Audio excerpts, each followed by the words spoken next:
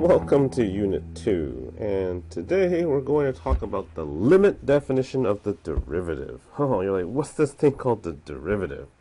Well, remember back in lesson 1.5 we talked about instantaneous rate of change, and in 1.5 we just approximated those instantaneous rates of change? Well, differentiation, or the derivative, allows us to find them precisely. So thanks for waiting. Now I'll tell you how to do it precisely. Now just to let you know, any non-vertical line has the same slope at every point. So in calculus, we frequently deal with the slope of a particular curve. Now the slope of a curve is defined to be the same as the slope of the curve's tangent line at a given point. So hopefully you can see my diagram here. This is the curve. We're going to do in blue. Notice that when I talk about the average rate of change, that is really the difference between 2 points, which is the secant line. So think average rate of change. A rock.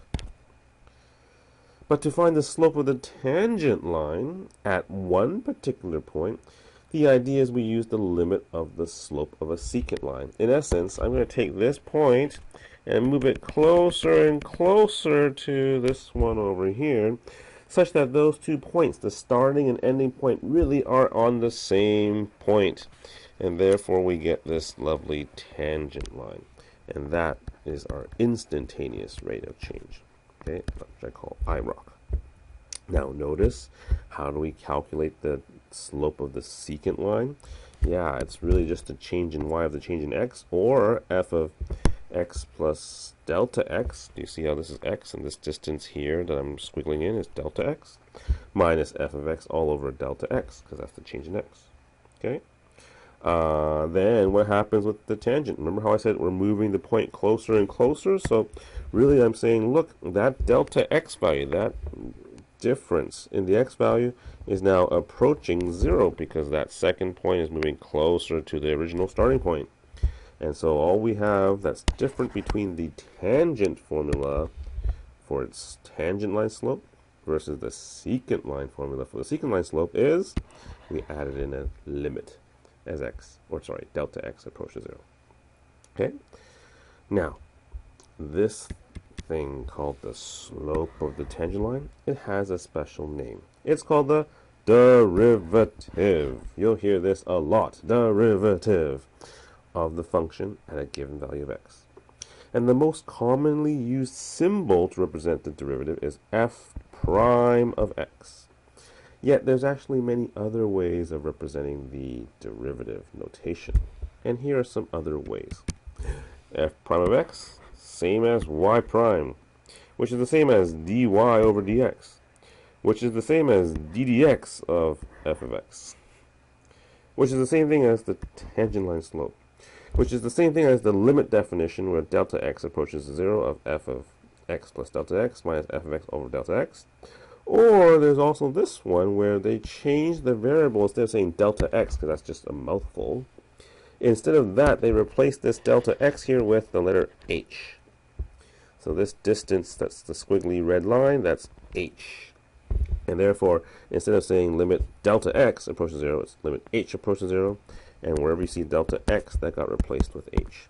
I actually prefer this limit definition over the delta x. Delta x, just too many syllables. Before we continue on, just a few more points. A vertical tangent line, so remember if a tangent line is like this, that really has no slope. So therefore, a curve at that particular example here of a tangent line that's vertical has no derivative at any point. Okay? Sometimes you might hear derivative and differentiation. Differentiation is the process of finding the derivative. And then if a derivative exists at a point on a curve, then the function is said to be differentiable at that point. Okay? So once again, what's our goal here? Our goal is, given a function, I want you to be able to find the derivative, which is the slope of the tangent line, okay, at any particular point. So if you look at example number 1, before I do the actual calculations with algebra, hopefully we can visualize this. F of x equals x squared plus 2. I'm just going to draw this up here. You don't have to do this if you don't want to, but that's a parabola like this with a y-intercept of 2. So what am I doing when I ask you to please differentiate or find the derivative? What I'm saying is this. Hey, if I were to draw tangent lines like here, can you find the slope of that tangent line? Hey, if I were to take a point here at, let's say, 1, can you find the slope of that tangent line? Hey, if I did 2, can you find the slope of that tangent line? Hey, if I chose negative 1, can you find the slope of that tangent line, and that one, and that one? And that's what I want you to do, okay? Can you find the slope of each of these tangent lines? And when I say f prime of x, I don't want a particular number. I want you to give me a formula that describes every single possible slope for every single possible point I choose. So not just negative 1, but also negative 2, and negative 3, and negative 4, and then 0, and also 1, and then 2, and so on. That's what this symbol or the derivative represents. Okay? So to do this, let's use our limit definition, which is really the definition limit of delta x approaches 0. Can I change it to h? I just like h. Okay?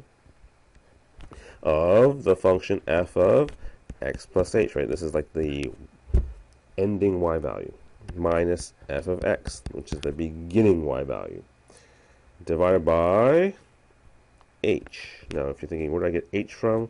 Remember our formula for the slope of the secant line, y2 minus y1 all over x2 minus x1. See the x and x subtract to give you 0 in the denominator? That's why it's just h. Okay, knowing this, let's go ahead and plug it in. So we'll copy the limit, h approaches 0. We're going to do that first. F of x plus h. So my f function is x squared plus 2. That means wherever I see x, replace it with x plus h. So x plus h squared plus 2. So once again, this is just this part here. Please put the minus sign, and then I'm going to put a bracket around this because I'm subtracting all of f of x. That's x squared plus 2. So that's this part here. And then don't forget, we need to divide everything by h. Okay? Please continue now to expand and simplify. So we have x squared plus 2xh plus h squared plus 2. Distribute that minus sign inside, so negative x squared minus 2 all over h. Continue to do some simplification. Hopefully you can see that the x squared term disappears, the positive 2 and the minus 2 disappears, and you're left with 2xh plus h squared all over h. And I'm thinking that's still not good enough. You can simplify even more. So let's do that. We have here the limit of h approach to 0. I'm going to factor out an h from the numerator. That helps me out because now I can divide it out with the h in the denominator. And now I'm left with the limit h approach to 0 of 2x plus h. And do you see how I kept writing this limit? You must do that, okay? It's not, or it's only until the end here where you actually plug in h approach to 0 that you can now not write in the limit h approach to 0 anymore. So this just becomes 2x. And you're like, oh? What does that mean? Well, what I'm saying now is, remember, if I were, once again, to look at my graph here and ask myself, what is the derivative? I'm looking for the slopes of all of these points that are in black. And if I were to find the slopes of these lines, and I were to plot the slopes, what would I actually get? Well, I would actually get a graph that looks like 2x. So this is my slope graph, or not the function, but y prime. And so if you think about it here, look, if I were to, let's say, find the slope at 0, flat line, right? That represents here. If I were to, for instance, try to find the slope at 1, that would be this black line, and that seems to be, yeah, looks like it's 2. and so on and so forth. So this formula 2x, okay, represents the expression that describes every single slope of every possible tangent line on the original function f of x equals to x squared plus 2. Okay? Now, part B says, can you use your answer from part A to find the particular tangent slope? At what particular value? Yeah, at -3. Well, since from part A you figured out that f prime of x, the derivative, is equal to 2x, therefore f prime of -3 would be 2 times -3, or -6. So the slope at -3 is actually -6. Pretty steep, and that pretty makes sense. Okay? All right. Let's do a few more examples. Number 2, okay? Now, I'm going to ask you to please memorize that definition for the derivative, so I'm going to write it here again. It's always good to try to write things out a few times when you're learning something new, so that you get it into your head. The limit of h approach to 0 of f of x plus h. Just remember, that's the second, or y sub 2, minus f of x, that's y sub 1, and over x2 minus x1, that just simplifies to h. So there's your limit definition for the derivative. So now we can use it to figure out y prime, which is also f prime of x. So once again, let's just plug it into our lovely formula. H approach to 0. F of x, in this case, of f of x plus h becomes the square root of x plus h minus the square root of x all over h. If you got that, that's the first part of the battle. And now you're like, okay, how do I simplify this? Do you remember back in Unit 0 when we looked at square roots? There was a trick we used. Multiplying by the conjugate. That's right. Don't forget to do it to both the top and the bottom, the numerator and the denominator. A lot of people just do it to the numerator and forget the denominator. That's no good. Remember, this whole thing here in red is equal to 1, right? We don't want to change the value of our expression in blue. Okay, so knowing this, I'm going to now ask you to take the limit of h approach to 0. I'm going to ask you to distribute out the numerator. You'll get x plus h. You'll get these terms, x plus h times x, but also a minus 1. This is good because I hope you can see that those just cancel each other out.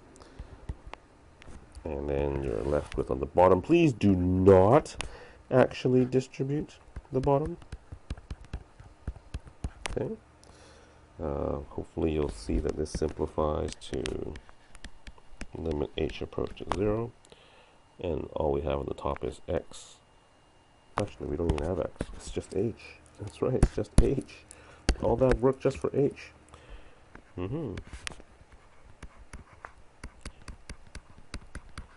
Okay. Now I'm just going to say a quick step. You may be thinking, why did I not actually plug in 0 into this expression first? Yes, you're right. I could have done direct substitution. What you would have found, though, is you would have got our infamous 0 over 0. And that's why we need to do some algebraic techniques to try to simplify the factor. The factor we want to remove, in this case, is the h. And lo and behold, now in my step in black, the h is now removed. And so this just becomes the limit as h approaches 0. Remember, I still need that because I haven't substituted h approach to 0 yet. But now I can substitute, and I get 1 over root x plus root x. And please don't say this is 1 over x. Ah, you're killing me. Root x plus root x is 2 root x. There you go. Okay? All right. 3 is the same thing, but this time you have a rational function. So I want you to try that yourself. And then you know what I say. Pause the video, then come back and watch it to double check your answer. All right. Go ahead.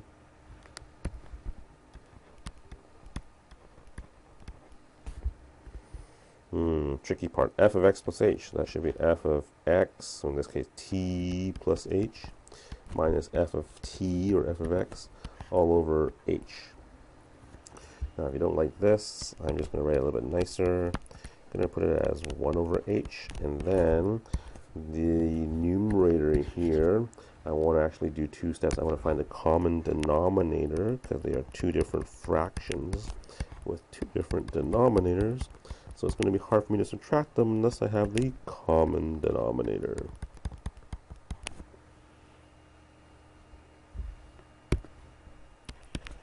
Be careful, don't let the algebra scare you here. 2t, this minus 2, remember, distributes into both of these. Minus 2t minus 2h, all over t plus h. Hopefully you see some simplification. I do. Goodbye. Beautiful. Limit h approach to 0, 1 over h, negative 2h, t plus h. The h's divide out. That's beautiful. Negative 2 in the numerator. I can plug in 0 now. For h, I get t times t, or t squared. There you go. Complete. Except there is an alternate form of the limit definition of derivative. Okay, this one is a little bit more specific. It only gives the value of the derivative at a single point. The other one actually gave me a formula that allowed me to calculate the derivative at any particular point on the curve. So maybe this is a little bit more restrictive, but once again, I've seen this on the AP exam, so you better know this. So the idea, once again, secant, tangent line, but this time we actually have 2 different values for x. You see, we have c, the starting value, x, the ending value. Okay, and we don't really use this delta x thing here in between. The idea now is we just use the secant line formula, right? y2 minus y1 over x2 minus x1. But now, don't forget, because I want the, not the secant line, but the tangent line, the idea is to move the ending point closer to the starting point, or take the limit as this x value and make it approach c. And that's why you get this lovely formula. This is the alternate form of the limit definition. And so let's go ahead and see if you can use the alternate form now to calculate the derivative of f of x, which is x cubed. And if you really want to challenge, go back and use the other form to do it, and I'm sure you'll get the same answer. Okay?